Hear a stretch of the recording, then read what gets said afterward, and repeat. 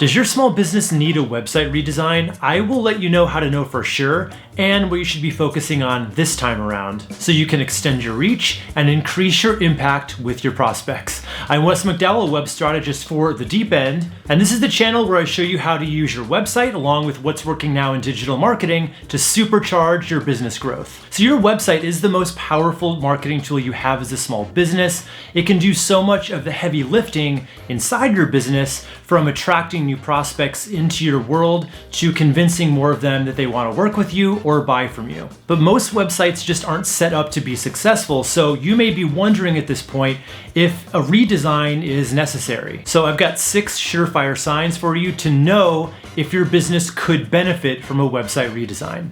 Starting right at the top, the first way to know is if you've changed your branding or what you offer. Now, people often confuse branding with logo design, but the truth is, branding is all-encompassing, from everything from your logo to all of your marketing materials, including your website. To put it another way, your branding is the personality of your business. It's the feeling you want people to associate with you. So if you change your logo or any of your other branding elements, everything needs to match. So that may not necessarily mean a ground up redesign, but it definitely at least means a rethinking of the overall look and feel. Similarly, if you change what you offer or what you do fundamentally, you're gonna need new written content for that. Now, the problem is you don't want to just shoehorn this new written content into the slots left over from your current website. So you may need to start thinking redesign at that point. And the extent of that is going to really depend on how much of a departure your new content is from your old content.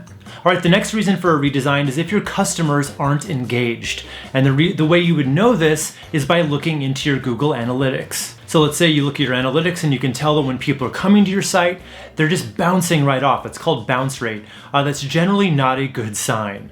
But actually the main metric to look at here is time on site. In other words, how long people are sticking around and engaging with your pages. And the reason I like to look at time on page more than a bounce rate is pretty simple, because bounce rates can be deceiving. Imagine if you've got a great homepage that people are finding everything they need on that homepage and then they're leaving at that point.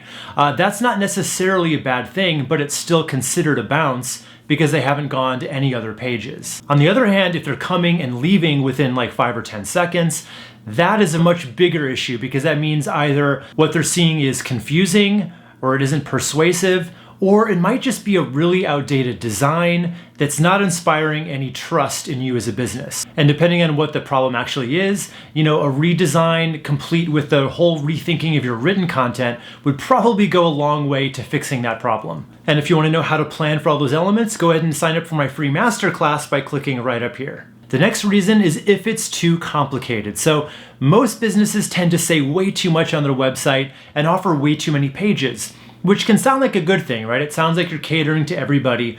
But the truth is, whenever you include too much content and give people too many choices, people just tend to really get lost in the weeds and not know where to go next. The better thing to do is really to concentrate on those handful of pages that are going to lead to a sale, or at least lead to someone becoming a lead that you can keep in front of over time. And this might actually be a really simple fix. It might just be about restructuring the navigation tabs in your header, prioritizing what should go up there that's really important, and what's not so important that might be better demoted into the footer menu. Or it might be a good time to just start fresh, especially if you're trying to fix any of the other problems on this list at the same time. All right, next, if your website isn't set up to get you clients now and later. If your website isn't continually bringing in you new business, it isn't doing its job. So I definitely always recommend every website needs 2 different calls to action. One primary call to action, which is there to give people a really easy way to get the ball rolling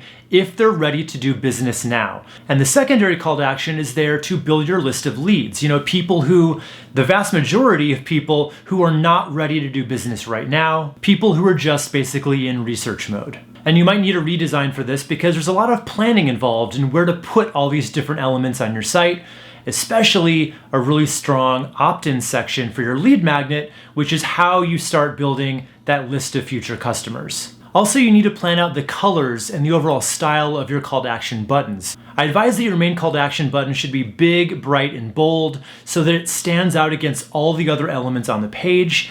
And not only that, but whatever color you choose for your call to action button should not be used anywhere else on the site. It is reserved just for that main call to action button. And then you'll also give a different color to your secondary call to action button. This basically eliminates all the guesswork involved in what someone has to do to become a client or customer. All right, next we have if it doesn't perform well on mobile. So over half of website traffic and website visits are done on mobile, and that's going up every single year. So if your mobile website loads slowly, is just an afterthought, or just looks like a small version of your desktop site, that is going to have to change, and the sooner the better. Just about every modern WordPress theme is responsive, meaning it will scale down in a really sophisticated way for mobile devices as well as for tablets. And my favorite way of building a site now is using WordPress with Elementor, and that makes it really easy to design the whole site on desktop and then switch to a mobile view, and then just make those little tweaks that make your site really perform so much better on a mobile device. Because in a lot of cases, your desktop site can be much more full and have a lot more visual flair because you can afford to have that on desktop, but it would have to be removed in a mobile site just so people don't have to endlessly scroll through your entire page. All right, next, if it doesn't tell the story of your ideal customer. One thing that doesn't always come naturally to businesses on their website is to talk in a way that means something to their ideal customers. And the way you do that is through a customer saga story, where you basically present the problem they're going through, you tell them how you solve it, and then finally what their life looks like on the other side of working with you. That kind of copy is what expert marketers have been using for decades because it works. So if your website isn't hitting on that customer saga, you're definitely going to do much, much better if you write it all out. And of course, new written content often needs a new layout to make it work. So if you have any of these problems, you could just make some minor tweaks to improve things, but if you could check off at least 3 of these items, it might be much more freeing for you just to start fresh, rather than, basically plugging holes with piecemeal revisions. And even if you're on a really tight budget, this is all doable by you if you have the right strategy and the right plan to bring it all to life. So if you haven't done it yet, go ahead and sign up for my free masterclass right down here. That is called How to Create and Launch Your Own Profitable Client Generating Website. Absolutely free, so go ahead and sign up right down here. I'm Wes McDowell for The Deep End, and I'll see you in the next video.